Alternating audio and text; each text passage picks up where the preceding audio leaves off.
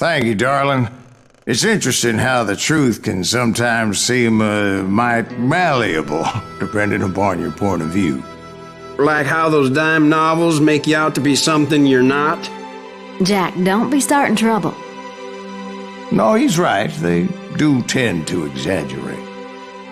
Did they exaggerate your part in taking down the Daltons? Well, I was there in the flesh, boy, so I saw what happened firsthand.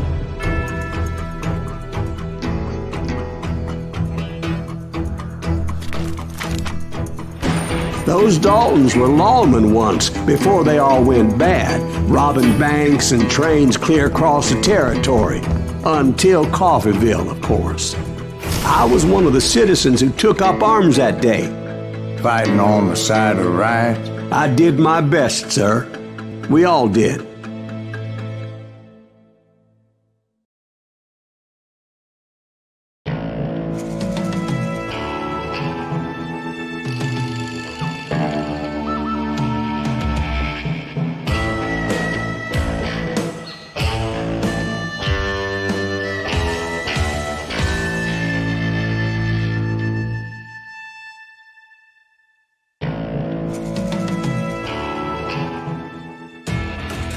It was early morning.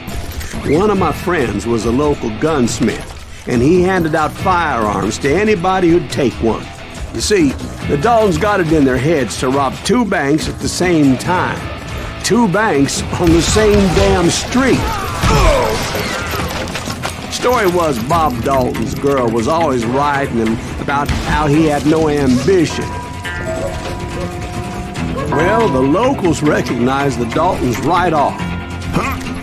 Before they could get away, half the town took up arms to defend their property.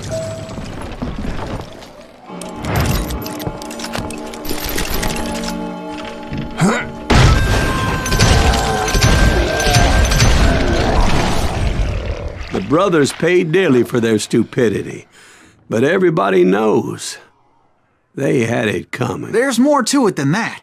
I read all about that day, so I know for a fact that it went down very differently. First of all, it was high noon. A posse of U.S. deputy marshals were on the rooftop across the street. Get ready, boys. They're gonna make a move. The lawmen had been tracking the Daltons for months. Now they finally had them dead to rights. Among them was a bounty hunter feared by many a lawbreaker. The marshals tried to get the Daltons to surrender. They'll give up eventually. We just gotta wait to suck the bitches out. This bounty hunter knew that the brothers were far too proud to ever lay down their guns.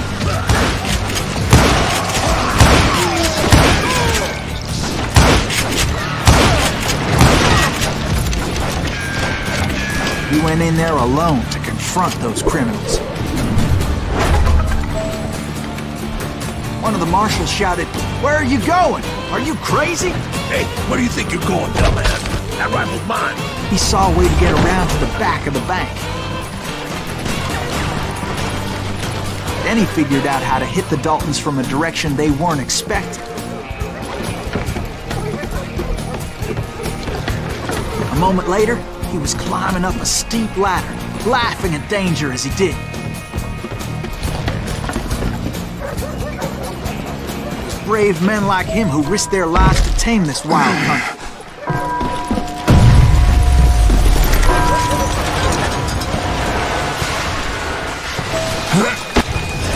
We've got company! Heroic men like him, who did what other men couldn't or wouldn't to make this That country Silas free. Greaves? Son of a bitch! Jim Boone and Davy Crockett, who died defending the Alamo. That's right! Run!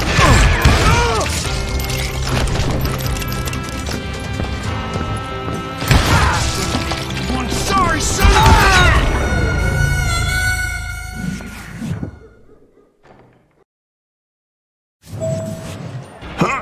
We've got company!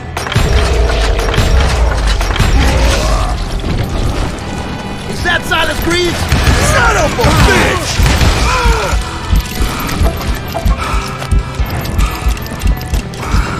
I'm gonna kill you dead!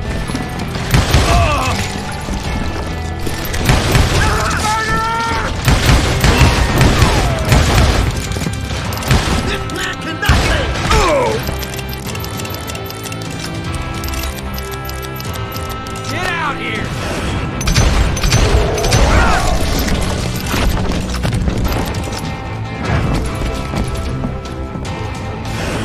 Over there! That's Silas Greaves! What the hell? Bland! Bland! He came away victorious, taking down those thieving Daltons.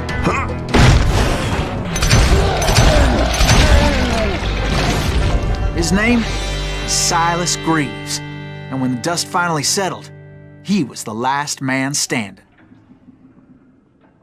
Sorry, kid, but that just wasn't the way it happened.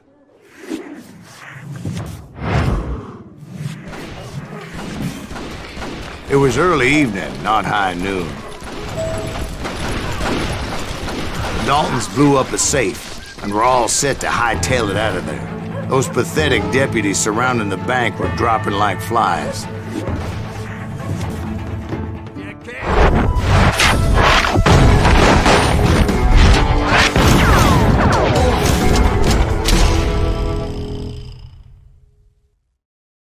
I had been tracking those jokers for months, waiting for them to do something reckless.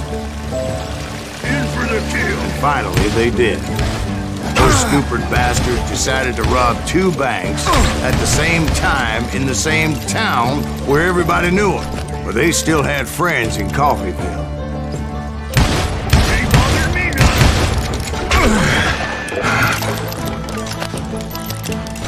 Shoot, I dare you!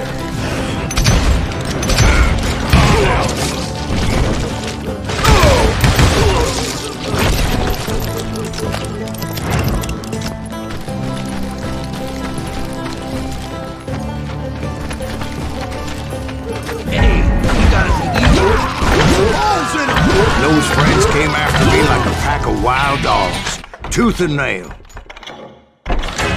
They were coming at me from all directions. I caught sight of the Daltons running with the money and didn't want to lose them. Problem was, they knew the town better than I did. And to top it off, I found myself in the middle of another shootout entirely. Did the Daltons hole up in somebody's house? No, it was the Smiths, I believe. They were cousins of the Daltons. And they were shooting at the Browns, who were shooting at the Daltons. Which wasn't any surprise, because those 2 families have been feuding forever. And since the Joneses are related to the Browns, they shot at the Smiths, pissing off the Heimhoffers, whose daughter recently married a Smith. Well, bullets were flying every which way as all the old feuds in Kansas caught fire all at once. There was a hell of a lot of pissed off people in Coffeyville that day. But that's just the way life is sometimes. Shit happens. The Dalton boys knew I would never give up. Those Daltons weren't the sharpest knives in the drawer, but they always stood together. They set a trap to slow me down and allow at least 2 of them to escape. The 3rd brother stayed behind to plant me, just in case that trap of theirs didn't work. It was Emmett, the youngest, and he decided to stand his ground and face me down. I ain't afraid of you, Silas Greaves. This is where it ends for you. He was determined to protect his brothers. I understood how he felt. Taking me on all by his lonesome wasn't exactly a recipe for a long life.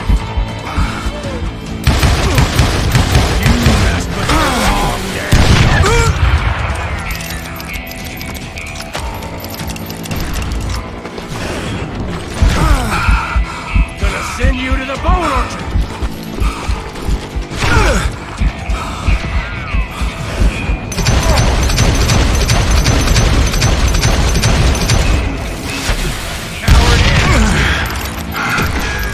Beats you like a red-headed stepchild.